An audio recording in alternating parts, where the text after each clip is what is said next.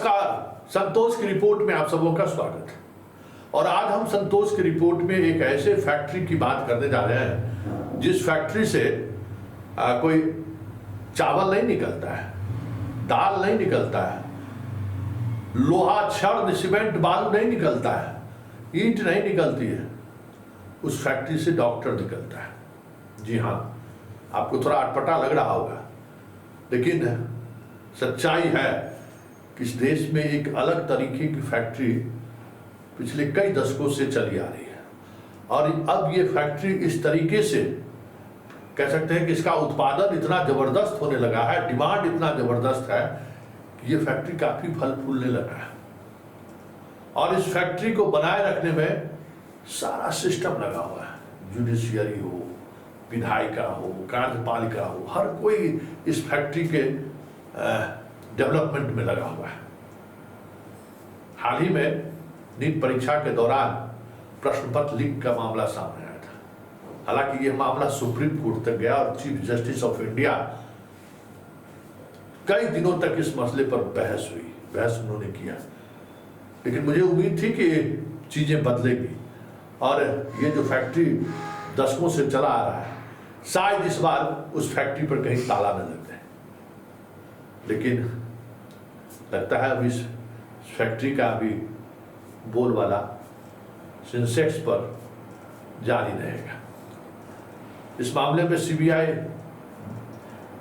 Case देख रही है, 3 बार चार्जशीट दाखिल किया है और चार्जशीट दाखिल करने में हालांकि उन्होंने एनडीए को क्लीन चिट दे दिया है, जबकि मेरा मानना है कि इस पूरे खेल में एनडीए की ही सबसे बड़ी भूमिका है। बाकी सब कुछ जो दिख रहा है ना, वो बस फिर सिर्फ देखने के लिए।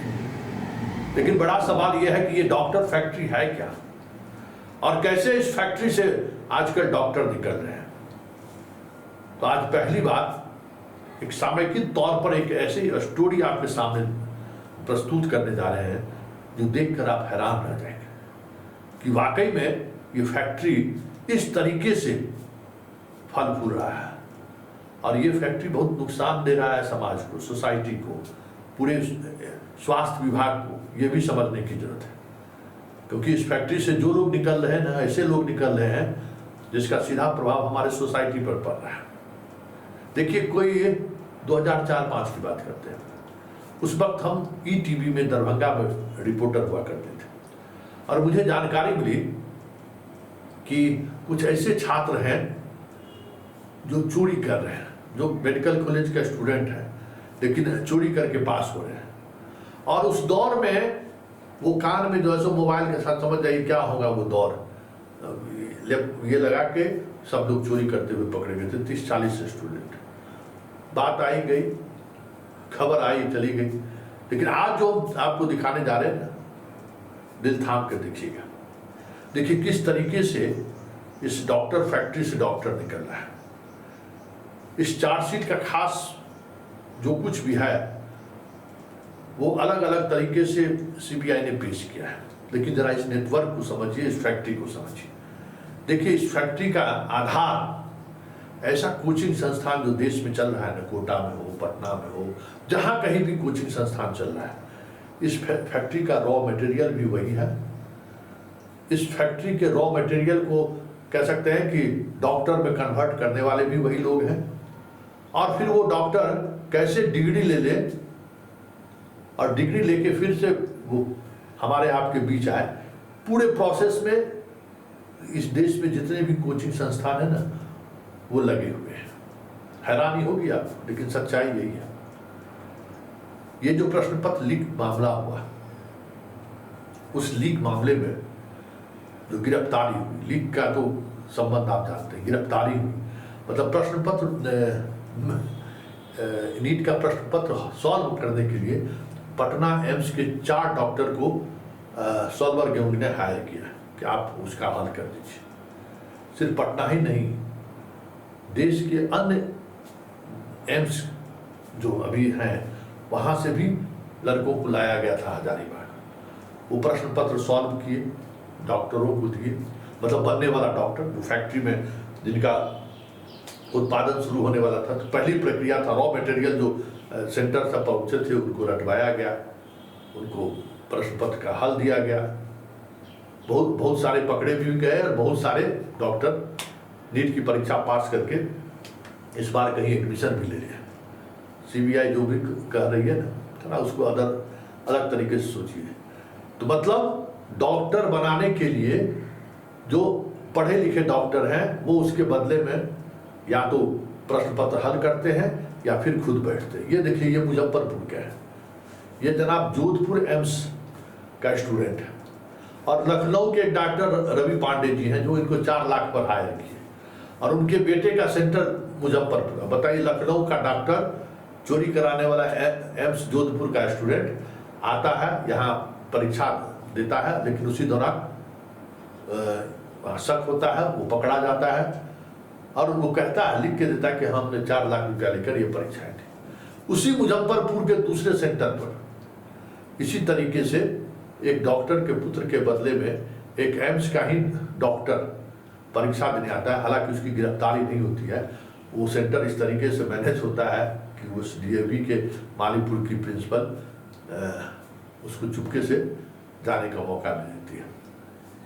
तो आप क्या समझे, मतलब इस फैक्ट्री का जो रॉ मटेरियल है वो कोचिंग सेंटर से आता है, कोचिंग सेंटर के माध्यम से डील होता है, फिर वो डील क्योंकि सॉल्वर गैंग कहाँ से लाएगा, फैक्ट्री का रॉ मटेरियल कहाँ से लाएगा, तो वो कोचिंग संस्थानों में संपर्क करता है, कोचिंग संस्थान उनको रॉ मटेरियल देता है, क्योंकि रिजल्ट होगा तो उसकी कमाई तो उससे ही है, तो वो रॉ मटेरियल दिया, फिर कोचिंग संस्थान ही कहाँ बेस्ट स्टूडेंट है उसका लिंक भी देता है कि फलाने एम्स में चले जाइए, ये स्टूडेंट रियल स्टूडेंट है, ये आपको बेहतर कर सकता है। क्योंकि ये बात सिर्फ कोचिंग वाले को ही पता है कि कौन सा स्टूडेंट किस तरीके का, उसका मेंटल लेवल क्या है और कौन हल कर सकता है, उसकी भी सूची तो उसी के पास है।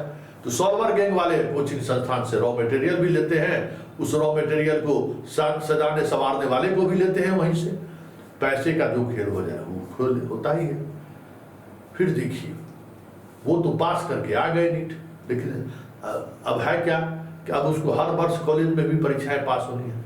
देखिए, इसी वर्ष पकड़ा है 6 वो डॉक्टर एमबीबीएस दूसरे वर्ष का लड़का है, उसके बदले में आईजीएमएस का स्टूडेंट पटना में परीक्षा देते हुए पकड़ा गया। तो ये भी जानकारी जो है कि कोचिंग संस्थान वाले को ही है कि कौन गलत तरीके से आया, कौन उसको क्या जरूरत हो सकता है, उसके किस तरीके से मदद कर सकते हैं। तो फिर पैसा दीजिए, 50-50 हज़ार रुपया आपको हर ईयर, 4 ईयर में आपको जैसे 2 लाख रुपया लगेगा, आपके बदले में कोई और परीक्षा देकर आप डॉक्टर बन जाइए, पास कर जाइए, अच्छे नंबर से पास कर जाइए। फिर आइए आप पीजी में, पीजी का भी परीक्षा है, तो पीजी में भी इसी तरीके से सेटिंग होता है। अब आप मान लीजिए पीजी कर लिए, तो देख लीजिए, ये एम्स के पटना एम्स के डायरेक्टर हैं पाल साहब, इन्होंने क्या किया, बिहार से अपने बेटा और बेटी के लिए फर्जी ओबीसी का सर्टिफिकेट बनाया कि एम्स में पीजी में एडमिशन करा था। ये भी खूब चलता है कि पीजी में एडमिशन कराने के लिए जनाब ने जो है फर्जी सर्टिफिकेट बनवा लिया, दोनों का एडमिशन रद्द हुआ है, इन पर भी कार्रवाई हो रही है, लेकिन कुछ खास नहीं, इनको गोरखपुर एम्स से हटा दिया, पटना एम्स के डायरेक्टर अभी भी है। और दूसरा देखिए, आईजीएमएस के डायरेक्टर है, ये भी अपने बेटा का फर्जी ओबीसी का सर्टिफिकेट बनाकर एम्स में प्रोफेट्यूटर बनवा लिए।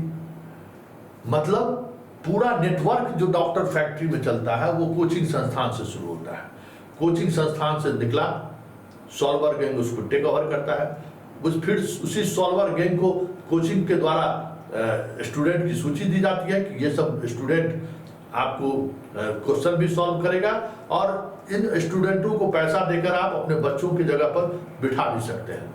मतलब कोचिंग सेंटर ही केंद्र बिंदु है, लेकिन इतनी बड़ी राशि कोचिंग सेंटर के पास हर वर्ष आता है ना, सीबीआई उस तक पहुंच पाती है, क्योंकि वहाँ तो नेताओं का बर्दाश्त प्राप्त है। न्यायपालिका का हाल देखिए कि ये जो नीट घोटाला हुआ, नीट में जो खेल हुआ, इसका जो मास्टर है संजीव मुखिया अभी तक नहीं पकड़ाया है, इसको लोअर कोर्ट गिरफ्तारी पर रोक लगाया हुआ था। लोअर कोर्ट जिसके जब बिहार का आर्थिक अपराध इकाई जब इसको खोजना शुरू किया, इसके यहाँ रेड करना शुरू किया, तो इसके गिरफ्तारी पर रोक लगा दिया। इस स्तर पर है, क्योंकि भाई बेटा बनाने बेटा को डॉक्टर बनाने को लेकर एक अलग, मतलब कहते हो कि अलग तरीके का जुनून है। जो डॉक्टरी पेशे में है उनको लगता है कि हम जाएंगे तो मेरा बेटा बेटी डॉक्टर किसी तरीके से बन जाए, क्लिनिक तो चलिए जाएगा ना, क्योंकि आप कितने योग्य हैं डॉक्टर के रूप में, आप वो बहुत कुछ मायने नहीं रखता है। सब कुछ ऐसे टेक्नोलॉजी डेवलप हो गया है कि आप डॉक्टर नहीं है, देखते हैं छपरा में बिना डॉक्टरों को इलाज कर देता है, तो आप वो जरूरत नहीं है। बड़े बड़े नर्सिंग होम को लोग प्रभावित होकर जाते हैं, कितना बढ़िया नर्सिंग होम में साफ सफाई की व्यवस्था है, कितना बढ़िया बेड है, लोग यही देखते हैं। डॉक्टर कैसा है मायने नहीं रखता है, व्यवस्था कैसा है ये मायने रखता है। डॉक्टर तो पीएमसीएच में है, डॉक्टर तो आईजीएमएस में, डॉक्टर तो एम्स में है, मेदांता और फिरजी और इस सब में थोड़ी है, लेकिन फिर भी लोगों को शांति मिलता वहाँ मिलता है 5 स्टार वाली स्थिति। तो ये जितने इस तरीके के डॉक्टर हैं कहीं न कहीं इन्हीं सब जगहों पर वो खपते हैं या अपना नर्सिंग होम खोलते हैं। तो ये है डॉक्टर फैक्ट्री, मतलब जैसे आपने कोटा फैक्ट्री देखा होगा ना, ठीक कोटा से उसी तरीके से डॉक्टर फैक्ट्री का निर्माण होता है। अलग अलग देश में जितने भी कोचिंग चलाने वाले लोग हैं वो सारे लोग इस खेल में लगे हुए हैं। कोचिंग वाले को क्या फायदा है कि मान लीजिए उनके कोचिंग से अगर 10,000 स्टूडेंट काहे नहीं पढ़ रहा है, अगर 100 भी डॉक्टर बन गया ना तो पूरे देश के हर मीडिया में, हर जहाँ जहाँ एडवर्टीजमेंट के सहारे इस तरीके का माहौल बनाएगा जैसे लगता है कि सब डॉक्टर उसी के यहाँ से पढ़कर डॉक्टर बना है। तो उसके लिए ये जरूर वो इस तरीके का नेटवर्क का इस्तेमाल करता है, क्योंकि उसको तो पता है ना कि इस रॉ मटेरियल में किस तरीके का अलग अलग तरीके का धातु मिला हुआ है, कौन सा आयरन है, कौन सा हीरा है, सोना है, हीरा है, जवाहरात है, क्या है, कौन सा मटेरियल, उस पत्थर का क्या खास गुण है। जो स्टूडेंट उसके यहाँ पढ़ते हैं 2 साल 3 साल तक, वो सब पता रहता है हमको। तो ये फैक्ट्री एक नए तरीके से इस फैक्ट्री का उदय हुआ है, और हमें लगता है कि जिस तरीके से पूरी व्यवस्था इस फैक्ट्री को बनाए रखना चाहता है, पता नहीं कितने दशक लगेंगे इस फैक्ट्री के ऊपर ताला लगने में। लेकिन बड़ा सवाल है, आज विजयादशमी है, रावण कौन है? जिसका आज दहन करने जा रहे हैं वो रावण है या फिर ये सब रावण है? क्योंकि आज की तारीख में हम लोग बुराई पर अच्छाई की जीत पर जरूर करते हैं, लेकिन बुरे लोग कौन है ये तय नहीं कर पाते, क्योंकि हम सब लोग उसी के माध्यम से आगे बढ़ने के जुगत में लगे रहते हैं। इसलिए बुरे लोग उसी गांधी मैदान में, उसी रामलीला मैदान में तीर धनुष लेकर रावण को मारने के लिए मौजूद रहता है।